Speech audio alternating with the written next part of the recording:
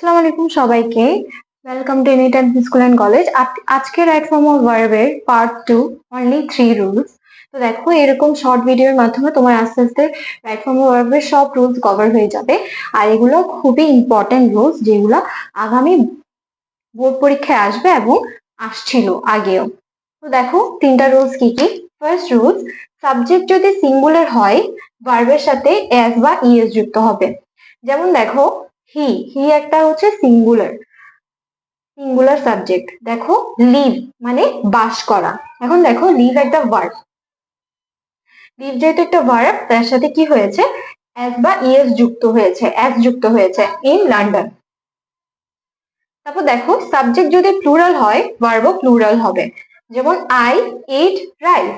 দেখো, আই যেহেতু subject plural, ইট তাহলে কি হয়েছে, প্লুরাল ভার্ব হয়েছে। ঠিক আছে, এখন আসো আমরা দেখে নিব সিঙ্গুলার সাবজেক্ট কোনগুলো আর প্লুরাল সাবজেক্ট কোনগুলো। সিঙ্গুলার হচ্ছে হি, শি, ইট, এগুলো হচ্ছে সিঙ্গুলার, যার সাথে ভার্ব কি হবে, এস বা ইএস যুক্ত হবে, অর্থাৎ সিঙ্গুলার ভার্ব হবে। প্লুরাল গুলো কোনগুলো, আই, উই, ইউ, দে। ঠিক আছে, এগুলোর সময় ভার্ব প্লুরাল হবে, অর্থাৎ এস বা ইএস যুক্ত হবে না। এবার আসো 3 নম্বর রুলস, মডেল অক্সিলারি ভার্বের পর সাবজেক্টের বেস ফর্ম হবে, অর্থাৎ ভার্ব যেরকম থাকবে ওইরকমই থেকে যাবে। যেমন আই উড সাজেস্ট ইউ, এখানে উড হচ্ছে একটা মডেল অক্সিলারি ভার্ব আর সাজেস্ট হচ্ছে ভার্বের বেস ফর্ম। দেখো, এখানে অ্যাজ বা ইজ কিচ্ছু যোগ হয়নি।